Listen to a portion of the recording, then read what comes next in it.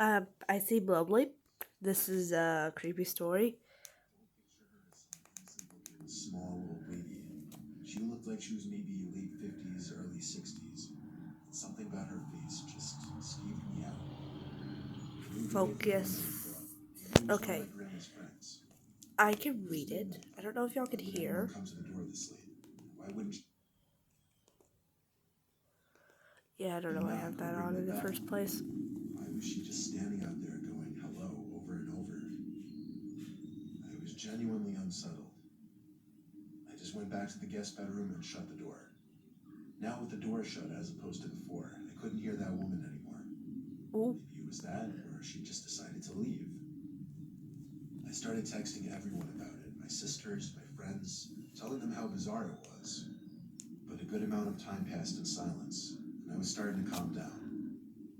My sisters were telling me to call Grandma, but there was a 0% chance she was awake. Oh, And don't she mind that barely ever even little. checked her cell phone anyway. Just focus on the. Just like that, something broke the silence. A banging at the window.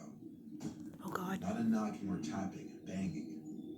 I felt that fierce pain in my chest area as my body entered that fight or flight mode. Shortly after the banging stopped, I heard that familiar voice say hello. With that boost of adrenaline, I guess I had the extra confidence to grab the blind and push it up.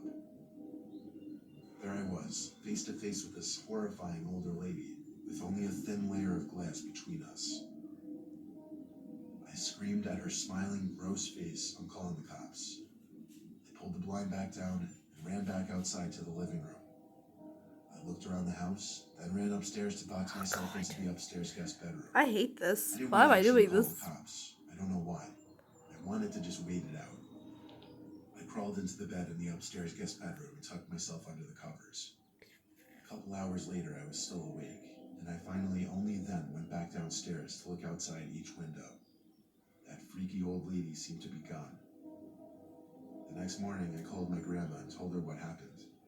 She started yelling into the phone, clearly panicking and distressed. She told me how a few days earlier, she was being watched in the grocery store by some woman about 10 years younger than her, who just kept smiling at her for no reason. I told her to calm down. I didn't entirely know whether to correlate the two or not. But when That we were doesn't look actually like out in our the field with Walmart each other, nowadays. I did have to give it a That second looks thought. real nice. My grandma's Oh, here's 74. the She house. has lost a bit of her wits, so I do have to take some of the things she says with a grain of salt.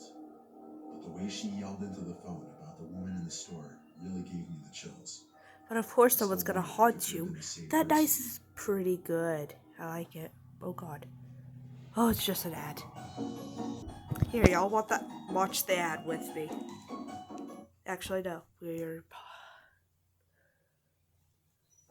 stupid circle. Story 2. Oh, these are actually all true too. Just letting y'all know. My name is Nicholas. I'm currently a freshman Ooh. at Syracuse I University, always wanted to go which doesn't there. exactly sit in the safest area. I just went through a breakup with my first girlfriend, so I Ooh. started getting back into the online dating scene.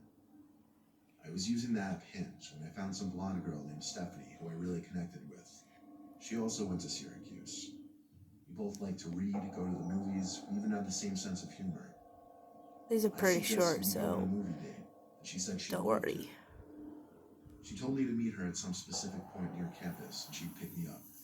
So, around 9 o'clock, I waited on some corner of a normal neighborhood block, waiting for Stephanie.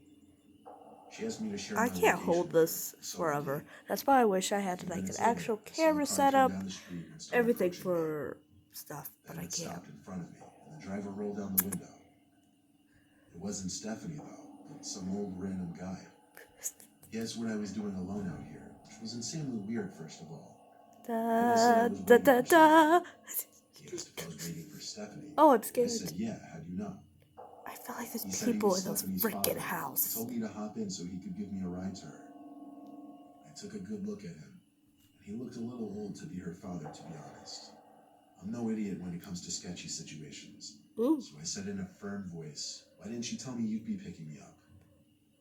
He claimed he didn't trust a random guy meeting up with his daughter, and wanted to meet me first. I took another good look at the man and didn't say anything. Oh God, I that's simply started creepy. walking away in the opposite direction from where his car was facing. I started yelling, hey, hey, sounding surprised that I was just walking away like Hey, that. hey. But I've heard way too many kidnapping stories to know where this could potentially go. I heard the guy's car moving, and I turned to make sure he wasn't doing a U-turn to follow me. I breathed a sigh of relief when he drove straight and turned left out of sight. I continued walking down the block towards campus. I got to the corner of the block. I was just about to make a turn when I noticed what I was pretty sure to be the same car the man was driving, just parked on the side of the road with the light shut off. I briefly tried looking into the window as I passed, but the glass was tinted. Oh, God. I tried not making it obvious that I was suspicious and continued walking. I'm scaring y'all this morning, Got a text from even this though it's like so-called 11 Stephanie person this saying, morning. why didn't you get in the car with my dad? I ignored the text and continued walking. I kept looking back to see if the car would Yeah, it's move. 11:49. When we got to an intersection in the road, I turned right and then full-on booked it in the direction of campus. Surprisingly, I wasn't followed. I made it back to campus out of breath and started walking to my That's a dorm whole lot building. of cars. I felt like I heard footsteps following me, though. I thought maybe I was being paranoid, but when I heard a piece of broken glass being kicked by someone's shoe, I knew I was being tailed. I made a point of ducking down behind a van and stopping to give me time to listen for where the footsteps were coming. They were a few cars away from me. And I remembered, I never stopped sharing my location with Stephanie, or should I say, that man. I saw him. It was that old man. He was approaching from between two cars across from me. He yelled something that I didn't fully understand, but it sounded like he said, "Come back and I'll take you to her." He had to be like 60-something. There's no way he would catch me if I sprinted. There's dust in I here. lost him easily when I ran and made it back to my dorm room.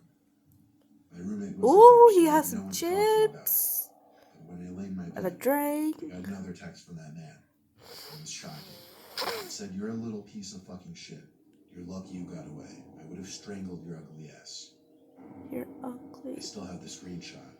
I replied saying, What? "Thanks for the threat. It's going straight to the police," and I blocked his number. I still have the conversation saved as evidence, and I plan on going to the police with it eventually.